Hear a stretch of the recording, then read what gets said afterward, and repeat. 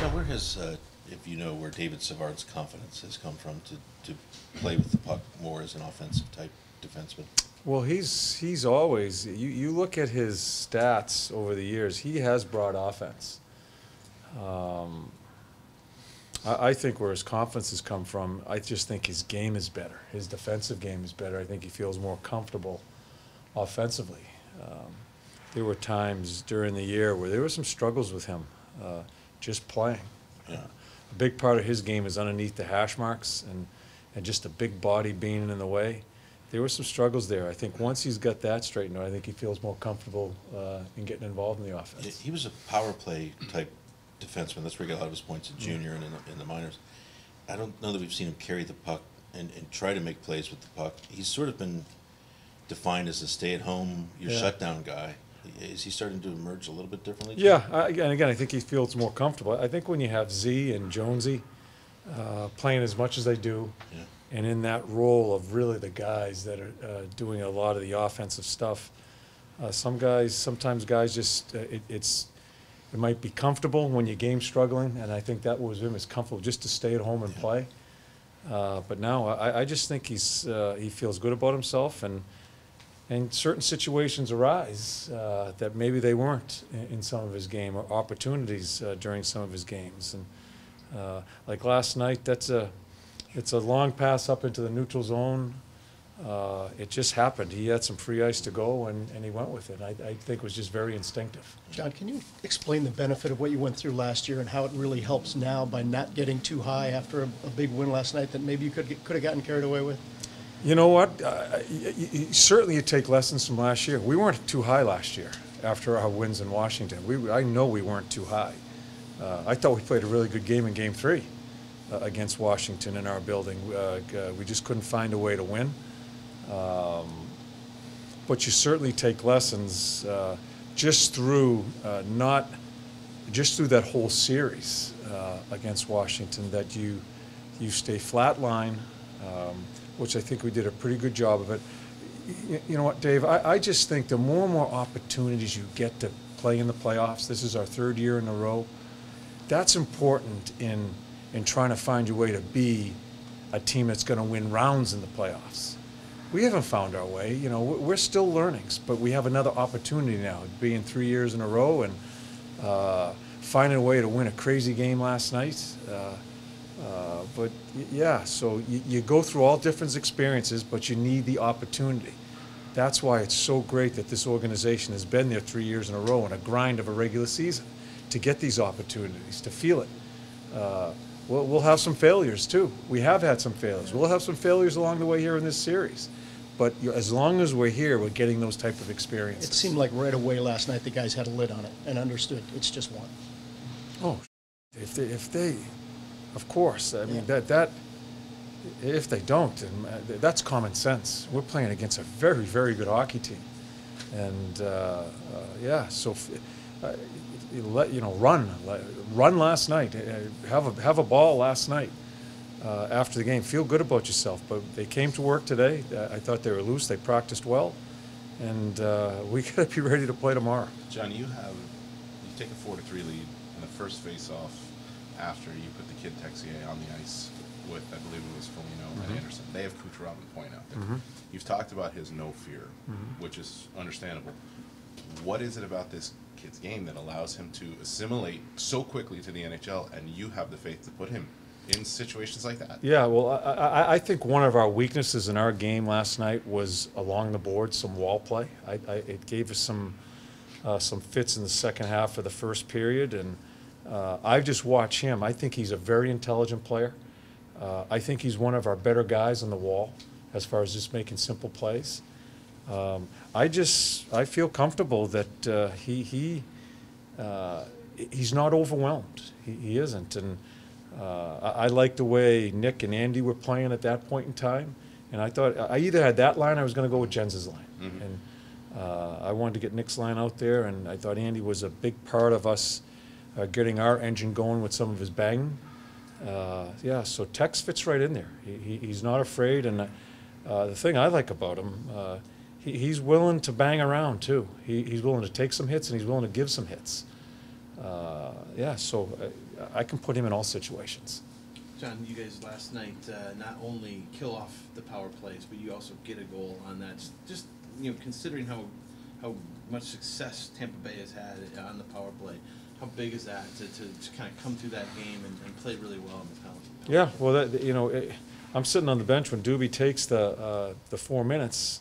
We crawl back into it, and then we're 4 minutes, and we've talked about you just can't take offensive zone penalties against this team. You can't, and we do. Not only it's a 4 minute, and that's what's so screwed up about the game. And then it changes the game.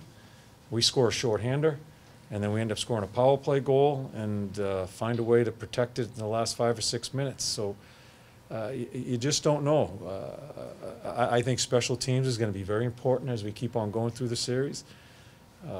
It's a unit that we put out there because it was a split power play. The times were all broken up. We went with 2D, and we score a goal. We've tried so many damn units trying to get our power play going. We just throw one together because I just didn't want us running back and forth to the bench when we went on to the power play. We just stayed simple. We ended up scoring a goal. So hopefully Jonesy scores a goal. Brett makes a great play. They just gain confidence through it. John, I'm behind the camera here, big head back here. Do you buy the notion at all that there's almost nothing that could be thrown your team's way at this point, given everything you guys have gone through on and off the ice, distractions, meetings, dealing with it, not hiding from it, that no matter what happens in this series and beyond, that you have a group who's seen it all, essentially? Yeah, it's a great question, Pierre, because I've been fortunate enough to coach a long time. I have never had a more interesting year than this year as far as locker room stuff, and if that, I could use another word, but I'll say stuff. There was a lot of it, and started right from the get-go. I think it has grown skin on the team. I really do. I think it's been a great process in kind of a hinky situation, and where who knows where it all goes next year with players and stuff like that. That's what started all this. But it was in our room, and I knew right away, if that's going to be in our room, we're going to talk about it. And if it starts getting to be, well, the players are feeling uncomfortable to talk about things, we're going to talk about it as a team. And we have done that all year long, and through some pretty crazy stuff that's gone through it. And I think our team has handled it so well. And it all starts with Bob and Brett, which started at the beginning of the year in camp. I think they have been two of our best as far as handling the type of situation that we've gone through. So I do think it gives you some skin, and who knows what happens in the series. I'm not worried about our team, how they handle things. Do we succeed? I don't know. I don't have a crystal ball, but I'm very comfortable that they can handle a lot of different things and momentum swings in the series and stuff that happens. I'm not sure how much you buy into what the pass means for now, but did Bob need that second period? Considering his playoff narrative, did he need that second period? Yeah, and like I said last night, it's a tough way for a goalie to start, to get your first shot on a breakaway, and a pretty good player. So that kind of sets you back, and it's a live building, and they're human beings. There's things that come with it, but the thing I'm focused on, and that I think he not only rebounded, I thought he went to a different level that we've seen him. That's more impressive to me. And I hope more important, I hope he feels that way.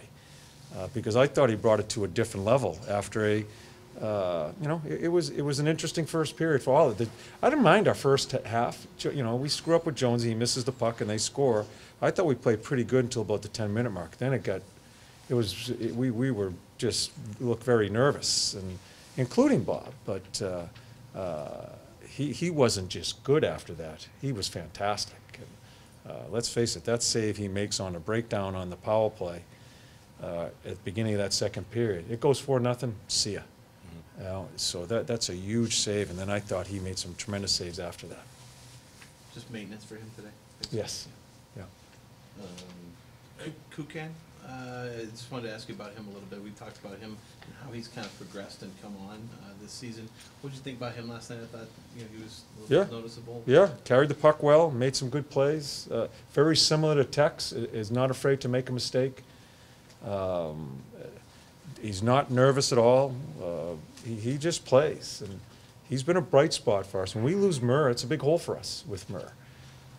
He comes in and plays and has shown some tremendous puck poise as far as getting us out of our end zone, which is a very important part if we're going to have a chance to keep succeeding in this series, is trying to get out of our end zone clean, and he can do that. John, other than the goalie making the key saves like he did on Kucherov, what's been the key to the PK being so effective this year? Well, I think Brad Shaw has done a terrific job with that. In where early on in the year we were up and down. I mean, we weren't good because we were so disjointed. I think when Shawzy taught them and continually to teach them the mindset of being an aggressive penalty killing unit and doing it in cohesion. The most important thing with penalty killing is when you decide to go, everybody needs to go. It can't be two guys going and another guy sitting back. I think they have really found themselves that way. We're talking about it now. Now we'll probably screw up here, but it's been pretty. It's been really consistent for a long time. Based on that, I really think they read off of one another very well.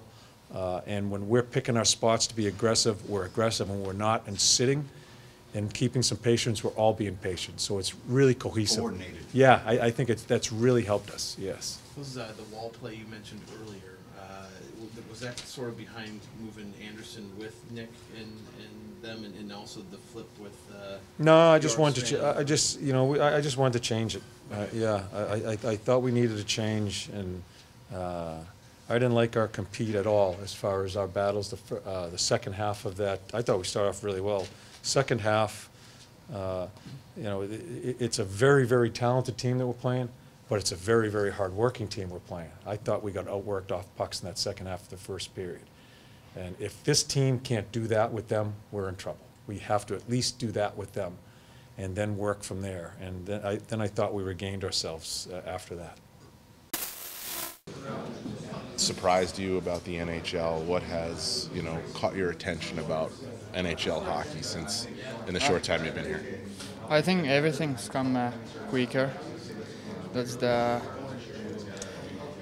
After that, it's kind of the same. It's good hockey. It's the best hockey in the world. So just work hard and. But I think that everything behind the nets come quicker. There's a more physical game, and that's the only thing. Yeah. Is it similar to the experience that you went through when you went from France to Finland? Like did everything come quicker there too? Yeah, that's exactly the same, but it's kind of different. level. Yeah, but it's the same. Yeah. Did you notice any difference last night as compared to the Rangers game or the Senators game? Was it faster, more intense last night? Yeah, for sure. Yeah, it's playoff game, so I think it's. Yesterday, the first shift was. First time I stepped on the ice, I was like, wow! It's just have fun, and it's everything come quicker, faster. Like everything is different than the regular season, I think. Did it take you a couple shifts to get used to it? Yeah, I think 1 or 2, and after I feel good. It's just playing hockey after that? Yeah, just play hockey often. Nobody know me in this league, so that's pretty good for me. Just want to play. What do you think about the idea of you're carrying a flag here? I mean, if you have success in the NHL, it could mean something for your whole country. What do you think about that? Yeah, I think for the French league and the young guys in France, it's pretty good. I mean, you have to dream about something. So just I don't know how to explain, but I think it's good for the young guys in France. Yeah. This particular Lightning team. Yeah, all year we've been pretty good at it, and we've bought into the system. We know where each other are on the ice, and it feels like when we all go, we know where to go and things like that. So obviously coming into this series with the top power play in the league, you got to be on your game at all times and know what's going on. So I think that's what we tried to do last night. What was going through your mind when they announced the double minor? And you're down by a goal at that point. Yeah, it's not the way we wanted to draw it up by any means, but we had a job to do and to kill the penalty, and we did that, and obviously we got a nice shorthanded goal there. But at the end of the day, we're 100% confident in our PK every time we go out. So we've had a lot of good success on it this year, and we just got to keep doing that. You kept their big three off the score sheet. Kucherov, Stamkos, and Point didn't get a point. Can you count on that going forward, or job well done in game one? Yeah, I mean, that's what you have to do if you want to win hockey games. Obviously, they're pretty special players over there, and I thought we composed them pretty good. We made them a little bit frustrated, and you can see that in their game. But obviously, they're going to make things happen as the series goes on. We just have to stay with it and play our game. What did you like about that shorthanded goal? I think we just all came back together, and then as soon as we got in the slot there, Booner made a nice play to me up to the wall, and then obviously Savvy driving the net gave that opening for me to cut to the middle, and I was just fortunate enough to put it on net and go in. I was asking Nick about that sequence because Tort said last night and then today that a 4-minute penalty like that could be a killer, but that obviously kind of flipped the game for you guys. And Nick said just the confidence you guys have in your penalty kill, that you looked at a situation like that and said this is not going to deflate us. How much confidence did you guys have when you took the ice there, knowing you got to kill off 4 minutes? Yeah, I mean, we've had success all year long, on the PK. So as soon as that 4-minute happened, we had 100% confidence in our abilities to go out there and get the job done, and that's what we've been doing for so long. So obviously we got a nice bounce there, and kind of got momentum off there, and obviously Jonesy's big goal sealed the deal. Obviously, you're thinking at that point, let's keep it a one-goal game. I mean, you're not thinking of, let's tie it up here on a 4-minute penalty. Yeah, exactly. Obviously they have so many good weapons on that power play where I think if you can kill that off, you still got a good chance. And but it's a momentum boost too. Oh yeah, absolutely. You kill that off, like you said, momentum boost, and things can turn quickly. So obviously we're fortunate enough to get that lucky bounce. What does it feel like to score a goal like that? For those of us that are never going to skate out there or feel something like that, when all those things against you in a building like that, in an atmosphere like that, against a team like that, when you score a goal like that, what does that feel like? It's pretty exciting. Obviously the adrenaline was running high. Just that whole entire hockey game, just the way we came out, the building was rocking. Obviously not the way we wanted to start, but I thought we really picked it up in the second and third period, and then starting off with Nicky's goal, the first goal happened, and then right there we started rolling, got a momentum, and then Savvy's nice move, and then obviously that shorthanded goal, and then Jonesy to finish it off. You just can't rate that up. It was a lot of fun to play in, and it's going to be a fun series. Josh, how much more comfortable and confident are you with the puck on your stick now when you're shooting? After the big year that you had and the number of goals, just every time you go to the net, how much more confident are you about getting that shot in? Yeah, obviously it's a dangerous shot. I like to switch it up sometimes, but if I see an area where I like, I'm going to try to put it there. And obviously, when you got guys going to the net, there's always going to be a rebound there. So, I feel pretty good right now. I feel confident with the puck, like you said, and I'm trying to make plays. But you got to be smart at all times because they always got forward gene for offense.